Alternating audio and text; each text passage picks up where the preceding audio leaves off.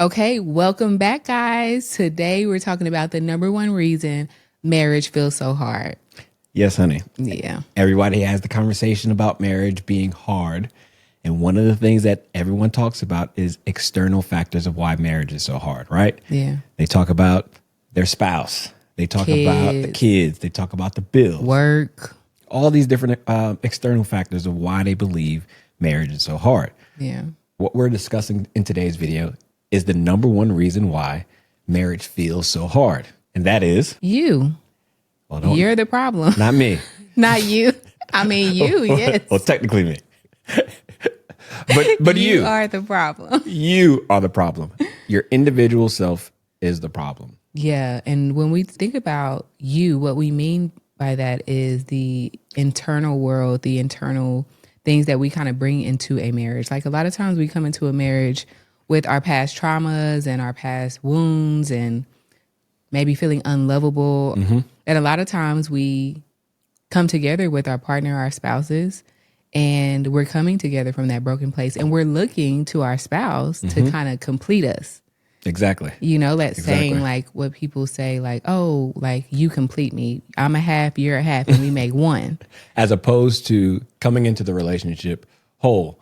And so if you have that baggage, if you have that shame, a lot of those things are projected onto the relationship. Yes. So absolutely. When you are trying to now come and build a relationship together instead of loving on each other. Yes. Now that projection of whatever it is that you're feeling in those past traumas, that's the patchwork that's happening. Everybody's trying to patch each other.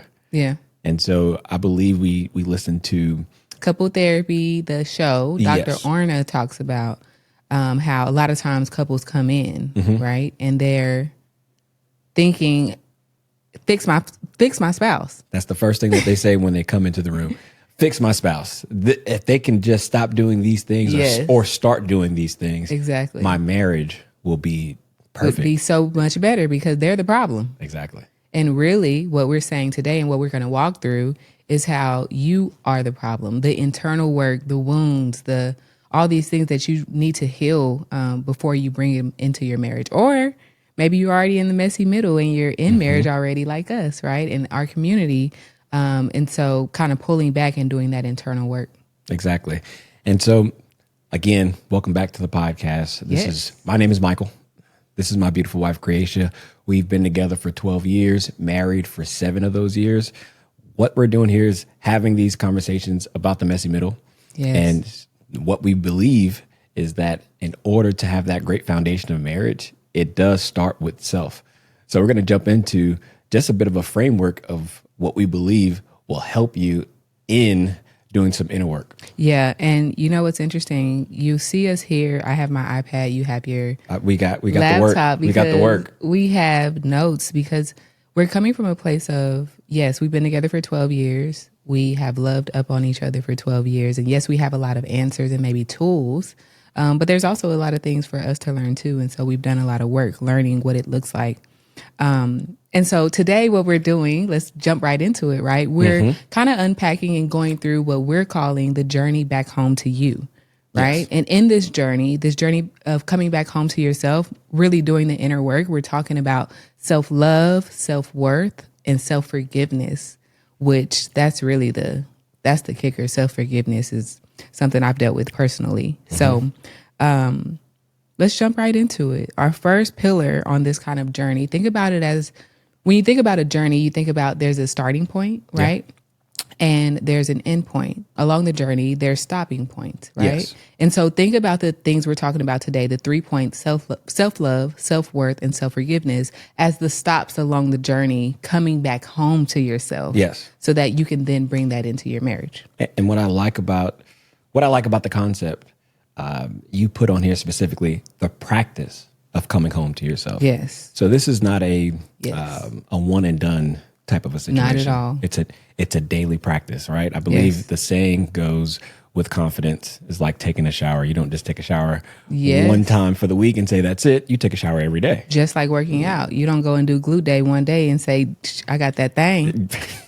You got to go. You know, the girlies are in the gym doing leg day 3 times I love the a way that week. you brought the glute day specifically. Because you know what it is. That's all you do. And that's all you do is chest. So it's a chest day and a glute day every day at the gym.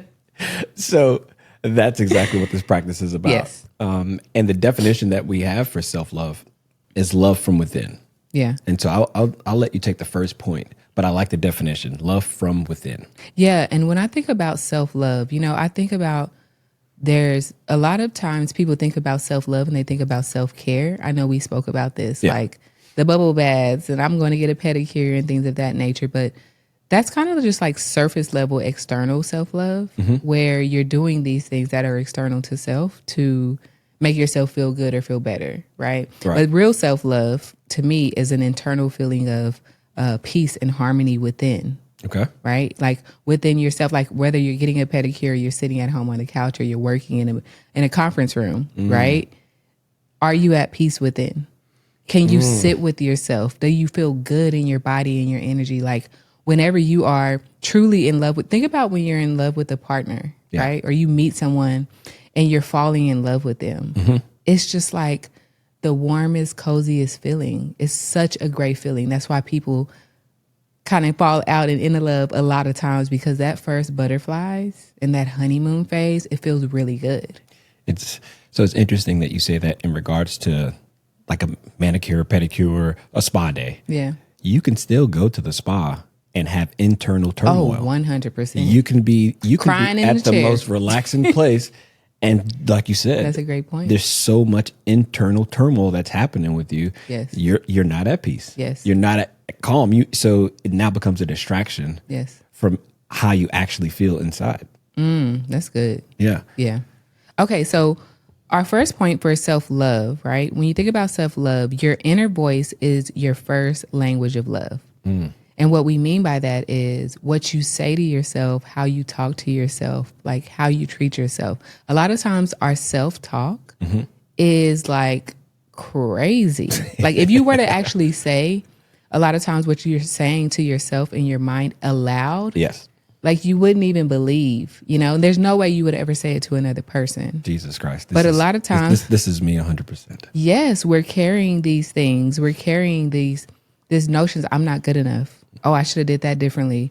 Oh, I should have spoken up at that point. Oh my gosh, why'd I keep getting this wrong? Man, I told myself I was going to go to the gym. I'm not going. Like all of this is your inner critic, right? And it is to this point, your inner voice is your first love language. Like the way that we speak to ourselves. Let's say I'm feeling like I'm not good enough, and I'm walking around with that energy, and I'm constantly telling that to myself. To the point that we were speaking about, I'm now going to project that onto you. Of course. And you're going to start to feel like you're not good enough. And the language that I'm using for myself, you begin to use for your partner. Yep. You begin to use at your spouse. Like maybe I'm not verbatim saying you're not good enough, but maybe you're doing something or you've been doing something and I'm communicating that it's not good enough. So it's interesting you say that because when I think about like your inner voice and you talked about, you said something about like, just speaking to yourself is how important it is, right? Think about it this way. The most important relationship, I believe, is the two most important relationships is your relationship with God and your relationship with yourself, right? You're with yourself all the day, time. every day. All day, every day, right? Yes. And so if you think about it in that way, if you are the person that you are in the most communication with, the most discussion with, you just mentioned in terms of projecting onto your partner, it also can have a different effect. If you're telling yourself that you're not good enough all day, every day, and then your partner, for whatever reason, has a sarcastic remark, or your partner doesn't say, you come downstairs, you're dressed up and says, you look good, or doesn't make a comment about how you look. Now that small non-compliment can now blow up into something that's, a mountain. Yeah. And when you think about, so if all day you're saying to yourself, I'm not good enough, I don't feel good. I don't look good. Like I hear the non-communication of a compliment after I've come down and I gotten dressed as, see, I knew I wasn't good enough. I knew I didn't look good. I knew like your brain confirmation bias. Yes. Right? Yes. So whenever you are already thinking something, your brain then scans the world to try to confirm that. Exactly. So I'm not good enough. Oh, okay. Your brain automatically says, oh, let me find every instance in this day where I can affirm that self-belief, where I can affirm that belief that I am not good enough. So yes, I came down and I was dressed. My husband didn't even say anything about it. See, I knew I wasn't good enough. Right? Yeah. So that's why love, your inner voice is your first language of love. It's so important to monitor and to like mold and to reform the way you speak to yourself. Have that awareness of what you're saying. And when I'm saying like, I feel so good, like I feel beautiful, when I'm saying I'm more than good enough, I'm desirable, I deserve the best of everything, I also communicate that to you. When I encounter your energy, it's like, damn, babe, you look good today. Or, oh my gosh, like you really got that deal. The way that I'm speaking to myself, I then start to talk to my partner in that way. Because you're no longer seeking that from your spouse. Yeah. Because I already gave it to myself. You're vibrating that. That's the frequency that you're on. Yes. So it's almost like you're going to receive it because that's what you're giving out. Yes. Have you ever, okay, we're going on a tangent. We're going to get to the next point. But real quick, like there has been so many instances where I have left my home feeling like so good about myself. Like I feel beautiful. I feel so good. Like this dress is fitting me well. Like I feel great and I'm carrying that energy. Okay. And then all night long, oh my gosh, you look so beautiful. Oh my gosh, you look like literally it's confirmed all around you because that's the energy that you're bringing in, right? I know we were listening to something the other day and they were saying like people meet you with the energy you bring in, right? So when you walk into a room and you know that you know that you look good with like when you're carrying that confidence is magnetic. Yeah. Your frequency or your vibration is what someone actually reflects back to you. That's what they actually encounter with before they even encounter you. Yes, exactly. Yeah. So going into that same point of having that inner self-love, right, before you're seeking it from your partner externally, the second point is meeting your own needs creates space for desire. So the point that I have here, self-love means not waiting on your partner to give you permission to either rest, to dream, to feel joy. And I thought this was a really good point. If you're running on empty, intimacy feels like another demand instead of a gift. So again, this is the thought process here. You're having that negative self-talk all day. If you're showing up and you're looking for, let's say, for instance, validation from external, then by that time you're exhausted. Yes, you're exhausted. So you don't even give your spouse the space to love on you, to encourage you, because a lot of that time it's like you're starting the race like 10 paces behind. Yes. Right. So even if, again, I'm just going on something small as a compliment or encouragement, it's just like, man, that felt good, but I'm already starting my day at -10. Yeah. Because of myself. Yes. And then also with your spouse, it's like they're at a disadvantage. Yes. Because you're so depleted and you haven't like cultivated a good space within yourself that no matter what I say, I'm not going to win. Right. Because you're not coming from a place of fullness already. Right. So I'm trying to make up for those 10 yards back and get plus 10. Right. Right. So it's like I'm having to overcompensate because I'm also trying to compensate for how you feel about yourself. Right. I'm also trying to like build that up. Right. And so it's like when we bring this type of energy into our marriages, it's like our partner can't win. And it can feel like for your partner exhausting. Yeah. Because it's like, I'm trying. I am like trying to fill you up. I'm trying to fill the space. I'm trying to build you up. Like, and a lot of times that we can talk about it, like some people feel like that's an expectation of their partner. Well, right? this is an interesting point. I'm going to read it again. Meeting your own needs creates space for desire. So when I think about that from a standpoint of a husband, where it says meeting your own needs, I'm not talking about going and watching porn or something like that, which that's a whole nother conversation for another podcast. Yeah. But thinking about it from a husband standpoint, we have this conversation where it's just like, hey, honey, you haven't been going to the gym, for a few days. you show up differently Yes. when you go to the gym. Exactly. Your energy, your aura, it's different. So when I think about meeting your own needs, for me, it's almost like this energy that I have going to the gym, working out, moving my body in some form.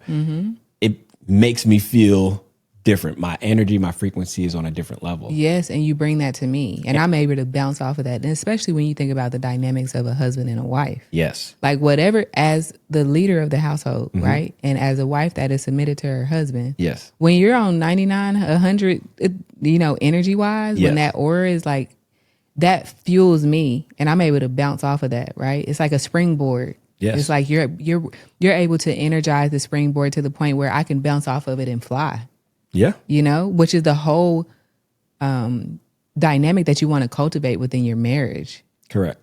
And this is again when we're talking about the external. And I think when I say something like going to the gym, even though that's an external action, but it's coming from a place of, for me, I would say my truth, where it's just like, well, my truth is, this is how I feel. This is how I show up when I'm working out and moving my body. Yeah. And so it is one of those like inverse effects where it's just like, exactly. No, this is just how my body operates. Yeah. Right. And when I'm operating from my highest level, that allows space for my spouse to do the same. Yes. Right. Exactly. Like we are a mirror for one another. Yes. Okay. So the third point for self-love is when you don't love yourself, you turn your partner into a mirror. Oh, oof. I just said that and I did. When you don't love yourself, you turn your partner into a mirror, oof. Right? So without self-love, you're constantly asking, do you still love me? Am I good enough? Will you leave me? That constant need for reassurance can smother your marriage, right? So when I think about this point, I think about coming from a place of such brokenness that I am constantly fearful that you're going to leave me. Because I look in the mirror and because of my lack of self-love, I don't feel like I'm deserving, right? So what we're really talking about right now is self-sabotage. Whenever we get into these places where we don't feel like we love ourselves enough that we deserve this good thing, this good partner, this good man, good woman, like we will find a way to self-sabotage it. Yeah. Right? And get in our own way. Because there's a discomfort in how good it is. I want to get back onto the mirror. Okay, yes. I want to get back to the mirror because you and I had a conversation about this, but I also had a good conversation with a good friend, Coy, this past week about the mirror. And we had two, I don't know if it was, we had some interesting views on mirroring. Okay. And so give me your understanding of. I thought you were going to tell me what you. Okay. You tell me what y'all talked about. So what we talked about in terms of the mirror, my perspective and what I told him, I said, it was a similar conversation. And I was like, well, yes, you can now, like in a marriage, your partner is. Marriage is a mirror. Marriage is a mirror. And it was how I was coming from it was more so like your partner, the challenges that you receive from your partner are areas that you need to work on. And I was like, yeah, there's holes here. Your partner's going to allow you to become more patient. Yeah. Have more empathy, right? And then again, whatever areas that you can work on or need to work on, your partner will show that to you. Yeah. He gave me a interesting perspective and was saying, also, sometimes what happens when we look in the mirror. Yeah. And depending on some of the inner work that's happening, you could look in the mirror and you're looking in the mirror and you're telling yourself to smile. And it's just like, wait, what? Yeah, you're looking at the mirror. You're not feeling good about yourself. And you're telling the person in the mirror to smile. You're telling yourself to smile. That's insane. That doesn't make sense. And so I'm saying it from a standpoint of, think about it this way. If I was looking in the mirror and I was smiling and you're the mirror of my relationship, you're the mirror, then you're smiling. Yes. So this is the whole concept of what we're talking about in terms of the inner work. If you're depressed, right, and I'm living in your energy, right, and I'm all like, we spend our time together, the most time together, then that begins to rub off on your partner. For sure. Yeah. And, I think about, when you just said what you said, it's a mental, we tell ourselves it's all here, right? It's all in our mind. Yes. So we are just physical bodies but we are spirits and we live in our mind, right? So our physical body is in front of the mirror. And maybe we're looking at ourselves and it's like, smile. But if it's not here, if your mind is not at peace, if you don't feel like smiling, if you're not telling yourself to your point, then you won't smile, even though this physical body is looking in, right? Yep. So like it all comes back to, where are we at in our mind? Where are we at in our spirit? What kind of energy are we bringing into our home, to our spouses? Like we, again, to the point, the number one reason your marriage feels hard is because of you. Right? Yep. You are bringing in the energy. You are, and no matter what you say, he frustrates me because he never washes the dishes. He never does. Like, girl, are you at peace? I promise you the dishes are going to be okay if they sit there. Like, what's the real issue here? A lot of times it is the surface level. It's like semantics. But it needs to go deeper. Yes. And the deeper level of that is like, maybe there's like a sense of, I'm not getting enough help. Right? And that's what needs to be communicated. Not, I need you to wash the dishes, right? It's like there's a deeper level of things. That's what I mean by what's going on here. And if there's something that's going on wrong within the marriage, right? It's important to communicate it clearly of what it actually is, because it's not about the dishes. Because it surfaces in other areas of the marriage. And it feels like, oh, this is so hard. It's like every little thing, we're walking on eggshells and we can't talk to each other and we're always fighting. It's because there's deeper levels of something's going on that is not being communicated well. For sure. Right? Sorry. No, you're good. Move on. Mm-hmm.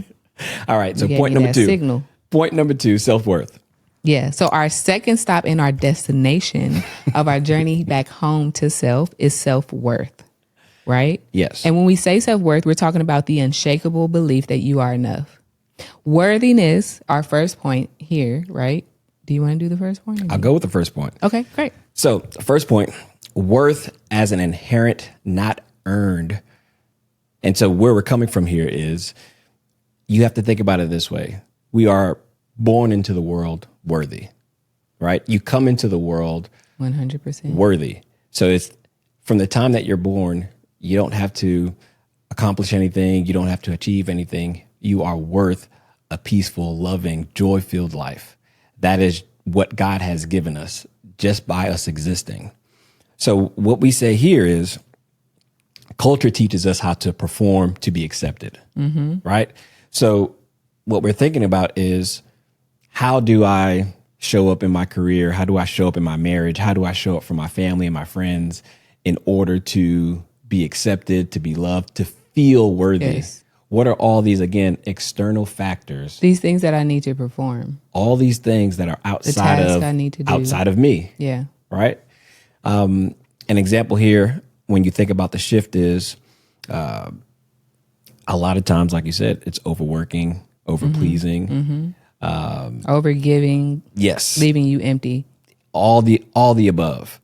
But I think when you come from a place of knowing, you start from a place of, I am worthy.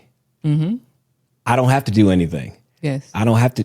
Now your mindset is different. Yes. It's a different shift in how you move, how you interact, especially in a marriage with a spouse. I think that's a key, like, foundation of knowing. Yeah. And I think about, so when you come into a relationship, I think about when you and I met. I came out of a relationship that I was in for 6 years. Yeah. Okay. And I didn't feel worthy at all in that relationship. Ooh.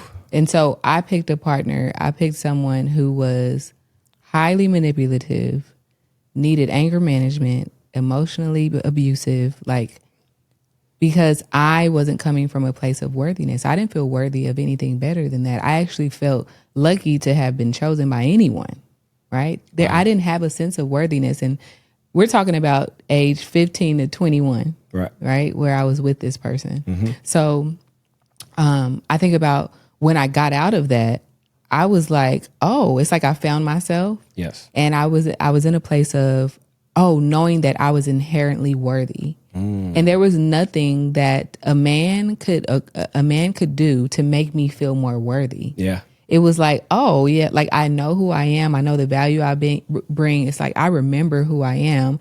My worthiness is something that no one can take away from me. It's given to me from God from the day I was born.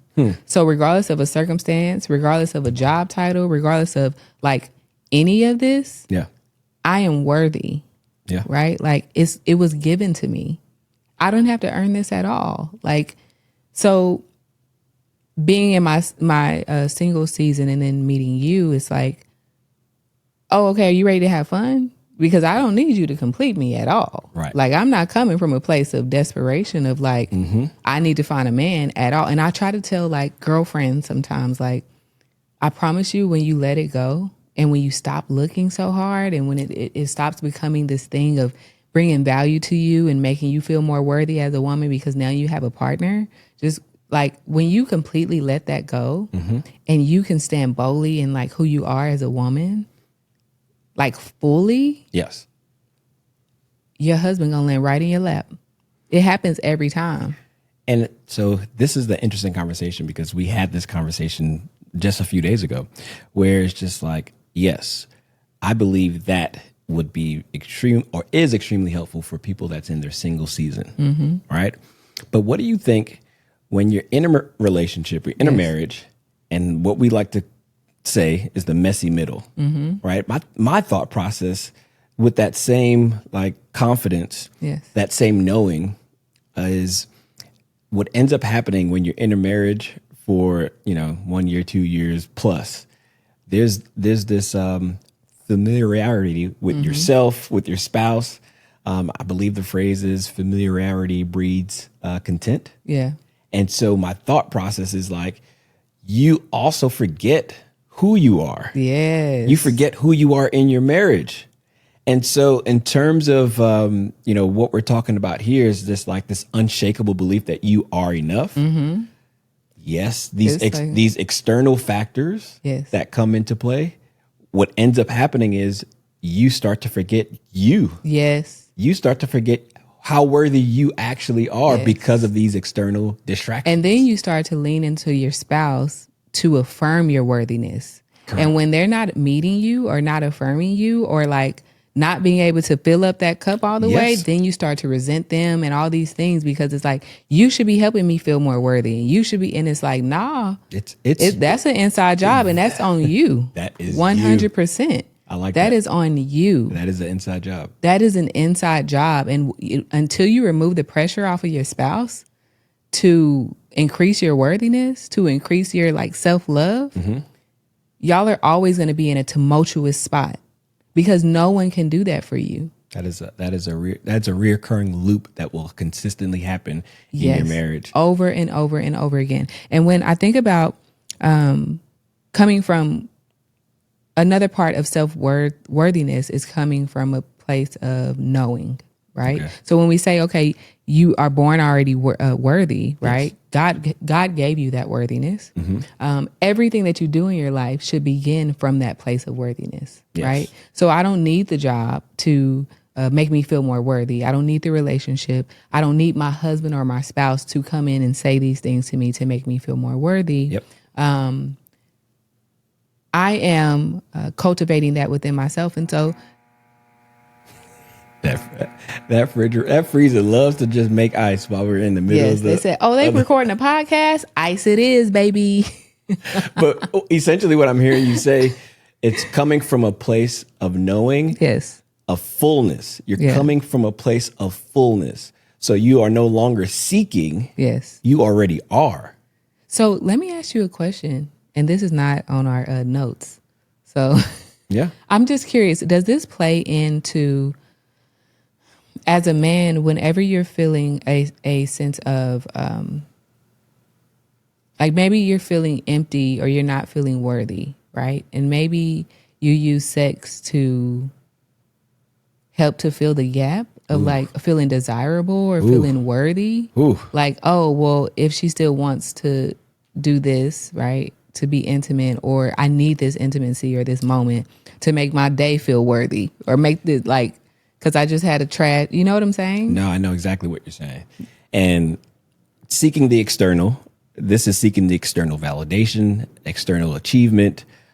All the above is what you just explained. And yes, that is a thing. Yeah. That is 100% a thing, because I know in a lot of conversations that I have with married men, we sometimes feel as though the physical act of sex with our spouses, we feel as though that is a connection. And it is a connection, right? Either way you put it, it is a physical connection, it is a chemical connection that's happening there. But if we go a layer deeper, we feel as though that is a deeper connection than just the physical. We feel like, okay, we go through the day, we're going through life, and yes, I want to hang out and chill with you, but this aspect of our relationship also feels like we're doing something, again, deeper than just this physical act. However, from a standpoint of, if you're not coming from a place of fullness, right, then this act of sex isn't just a form of intimacy with my wife. It is giving me validation of, okay, yes, not that I accomplished something for today, but it's almost like I release this energy almost. I release this energy, and then there's also this aspect of like, I'm the man in some way, you know, like like a sense of accomplishment. A sense of accomplishment. I don't want to say conquered this thing, but it's just like I achieved. All right. And I can also feel like this is a part of my duty as a husband of, you know, creating intimacy with my wife. I'm fulfilling my purpose as a man. Okay. And so how do we, like, is that healthy? that I don't think is healthy. I don't think it's healthy when it comes from a place of emptiness. Yeah. No, I don't think it's healthy. What should they do with that energy? So, okay, I'm feeling like I had a hard day at work. I didn't get the deal. Okay, so I want to lay up with my wife, right? To make myself feel better. So I can feel at least something was worthy today for this day. I think the first step is having awareness of how you feel. And what I'm learning is, especially if what you just said, you had a hard day at work and you had that hard day at work, you just have to have an awareness of like, feel that feeling. What are you feeling right now? Why are you feeling that way? Is there a way to transmute the energy? So once you have that awareness, then you say, okay, what do I need to do right now? Like, do I need to have conversations, communicate that with my wife? Do I need to go to the gym and let that energy out? Do I need to sit down and meditate and journal? Yeah. Right. Or create. Like, maybe I should create something. If they're creative, like. Correct. Okay, I like to DJ. Let me just set up a mix and do a DJ mix right now. Okay, I like to create films or like content, or I like to draw. Right. Like whatever it is, to your point, is transmuting that energy. I just thought about this in my head. I'm just like, go volunteer, you know, like give your time and energy, take that energy and transmute it in some other way. Yes, that's a good one. I always feel like when you think or feel like your worthiness is depleting, go and give. Yes. Go and serve, go and be of service to someone else, go and donate, go and take out some cash and just give it out around town. Go, you know, to the soup kitchen. There is nothing like that will make you feel, nothing else that will make you feel more worthy than being of service to other people who need it. Yes. Right? I think that was a good tangent. Yeah, we did. We went down one. So let's go to step 3 in the in the journey back home to you, right? So now you've worked on your self-love. You've worked on self-worthiness. You're feeling full. You're more than 3/4 way there. You're almost home. Okay. And you land in self-forgiveness, which is something that I like. The reason it's even a topic for us today is because I've been reading A Return to Love. Oh, man. I didn't bring my book. It's over there somewhere. Yeah. But anyways. It's been good. Incredible book. It's been good. And she talks about self-forgiveness so beautifully. And self-forgiveness is being able to look at the past and have good feelings, good thoughts, have good energy around things that you did, to have a gentle spirit with yourself, to have a grace and mercy with yourself, To be able to look back and say, man, this is the decision I made in that moment, and how beautiful was that? Even if you felt like before you were able to dive into self-forgiveness, you felt like you made the worst decision. Oh my gosh, this affected my life 5 years later. Yeah. Like if I would have just did this, like imagine what my life could look like at this point. Self-forgiveness is being able to look back at that moment, look back in that past and forgive yourself. Yeah. Forgive yourself. And to your point, how we defined it here was how you release yourself. So when I think about self-forgiveness, what I think about is from a recent book that I was reading with neuro knowledge. He talks about not having any wins or losses. So if you look at everything as a win, right? Now when you go back and look at your past, you don't say that it was a loss. You look back at your past and say that was a win. Yes. Because that had to happen. It's always a win. That had to happen in order to get me here. Yes. So if I'm looking back and saying everything was a win for me, Yes. right? Now it's like, okay, what can I pull from that? Yeah. Right.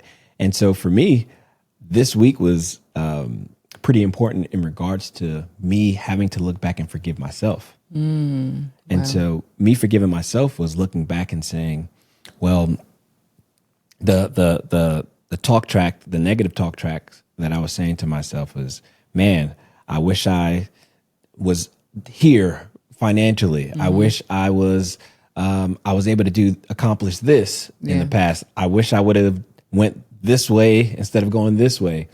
And that negative talk track has been repeated in my head on a daily, weekly basis. My birthday just passed, and it's just like, man, I can't even celebrate myself because I'm not thinking about, man, this is such an accomplishment. Look at all this wonderfulness that I have in my life. I'm thinking about all the past things that I could have done differently. And holding a grudge against yourself. And holding tight to it. You're clasping to that past regret. Correct. I believe there's some type of Chinese saying that says, holding on to your past is like holding on to hot coals. And it's like, you're never going to be able to be present. Well, you're going to burn yourself. Well, that's the fact. That's what that saying is talking about. Yes. You're only hurting yourself when you hold on to hot coals. And so you're always in your present or in your past. You're never fully present, and you're not even thinking about your future. So what's interesting is Marianne Williamson in the A Return to Love, she talks about self-forgiveness as something that you look back on your past, and it's different terminology, but how you were saying there is no wrong or right. It's there's only good thoughts about it. Okay. So it's the same thing, right? Yep. But when I think about what you just said of thinking about your future, she talks about the only eternity that exists is eternity with God. And the only eternity that exists is the present. You can only ever be with God in the present moment. Yes. Like we can't go to the past. No. So if you want to experience, and we can't go to the future. So if you want to experience God, you have to be present. You have to be here. God isn't in the past anymore. And we can't go to the future. God isn't in the future yet. The only time you can ever be present with God is in the moment, is in your present moment, right? So when we think about self-forgiveness, when we think about like us being a reflection and us needing to heal ourselves so that we can have a healed marriage and a marriage that is more easeful. Yeah. Marriage isn't going to always be easy, but it doesn't have to feel hard, right? Specifically here, I know we have grace for yourself is training for grace in marriage, right? So whenever you're able to forgive yourself, like since in this last couple of weeks, as I've been like letting things go, and I keep telling you, babe, I'm so surrendered. Like I'm surrendered to everything. Like I tried to drive my life and I did what was supposed to make me happy. Yeah. Get the high paying job, make the high six figures, work at the tech companies, get married, travel the world. And I'm like, wait a minute. This doesn't feel like I thought it was going to feel. Oof. Right? Yes. And for quite some time, I was really regretful about decisions I made of like, oh, I thought if I followed this path, it would make me happy. Right. And I've been able to forgive myself and to give myself so much grace of like, girl, you made some really great decisions. Like, you place yourself in positions, God has placed you in positions that people only dream about over and over and over again. And how beautiful is that? And how much grace can you carry for the woman who like made those decisions? She's a badass. Like, she was so bold. And when I'm able to like almost like nurse my younger self and to cater to her and to love all up on her, the more I'm able to love on you. The more I'm able to hold and to give grace and mercy for any kind of mistakes you even thought you made. Oh, yeah. Right? Because I'm holding it for myself. It leaves room for me to hold it for you too. Yeah. Where it's like, oh, a mistake happens. I'm like, oh, okay, cool. Yeah, like let's deal with that. It's okay. Yeah. Because I'm doing it for myself. We literally just experienced that. Yeah. Before we shot this podcast. As I spilled a coffee onto this couch. The cream couch. On the cream couch. And I said, you just came over with the rag. Said, yeah, get the soap.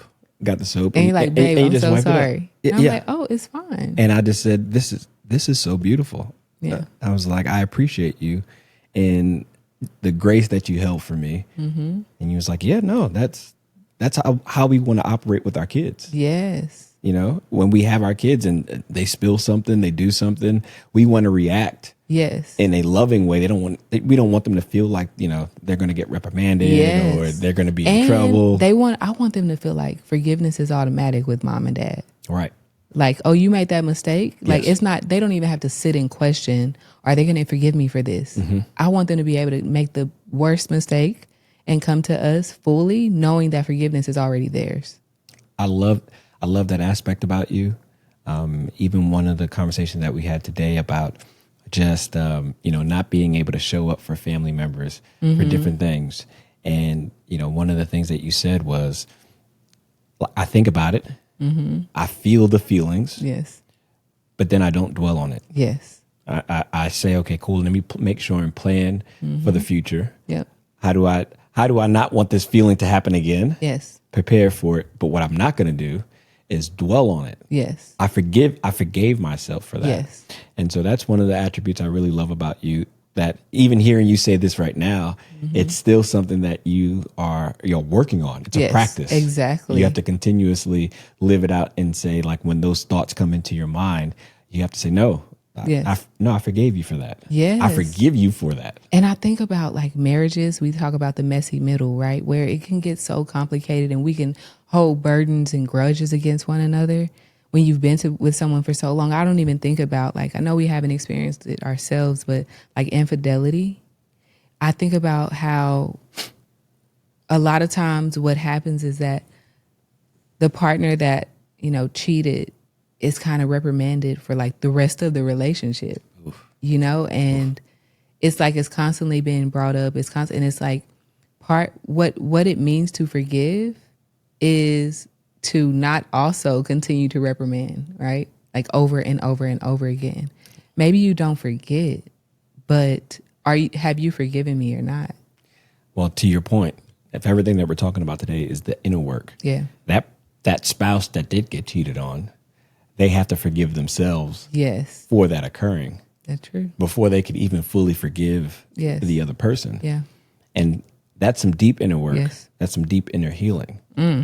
But I would say, in wrapping this up, self-forgiveness is probably one of the most powerful of all three.